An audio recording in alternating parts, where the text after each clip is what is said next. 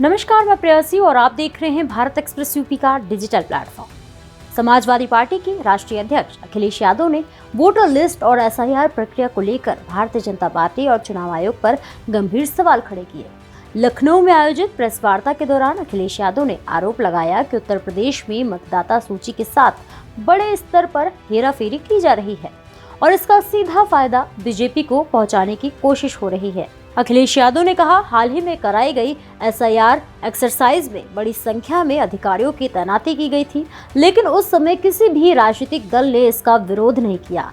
अब जब draft voter list सामने आई है तो ये साफ हो रहा है कि करीब 3 करोड़ वोट काटे जाने की आशंका सच साबित होती नजर आ रही है। उन्होंने याद दिलाया कि ड्राफ्ट लिस्ट आने से पहले खुद मुख्यमंत्री योगी आदित्यनाथ सार्वजनिक मंच से करीब 4 करोड़ वोट कटने की बात कह चुके थे। अखिलेश यादव ने कहा, हमने तो सोचा था कि शायद 3 लाख वोट कटेंगे, लेकिन बीजेपी नेताओं के बयान कुछ और ही इशारा कर रहे हैं।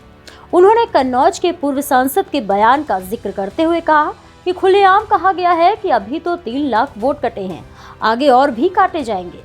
ऐसे बयानों के बाद चुनाव आयोग की भूमिका पर सवाल उठना स्वाभाविक है। अखिलेश यादव ने आरोप लगाया कि ये पूरी प्रक्रिया एक सुनियोजित साजिश और षड्यंत्र की ओर इशारा करती है।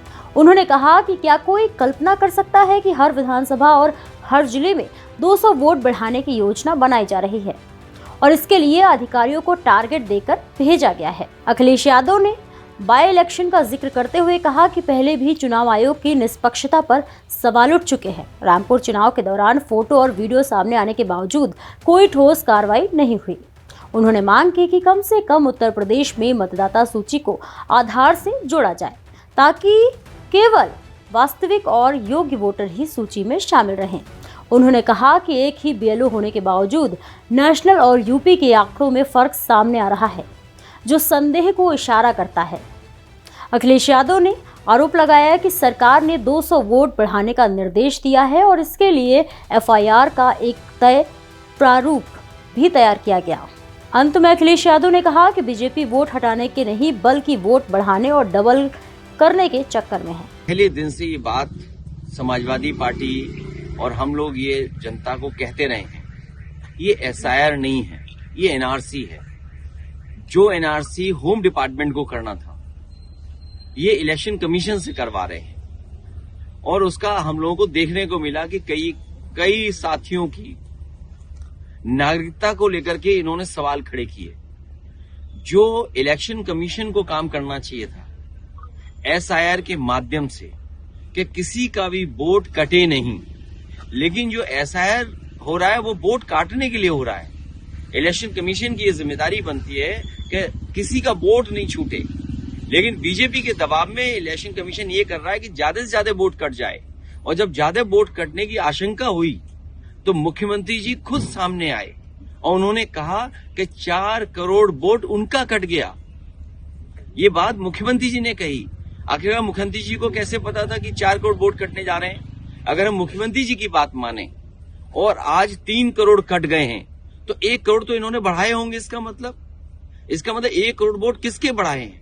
ये जो ड्राफ्ट आज जारी हुआ है, जब बूथ स्तर पर पहुंचेगी तो मेरी सबसे अपील है, आम जनता से अपील है कि अपना वोट देखें, अपना वोट बनवाएं और भारतीय जनता पार्टी के झूठे नैरेटिव में न फंसें।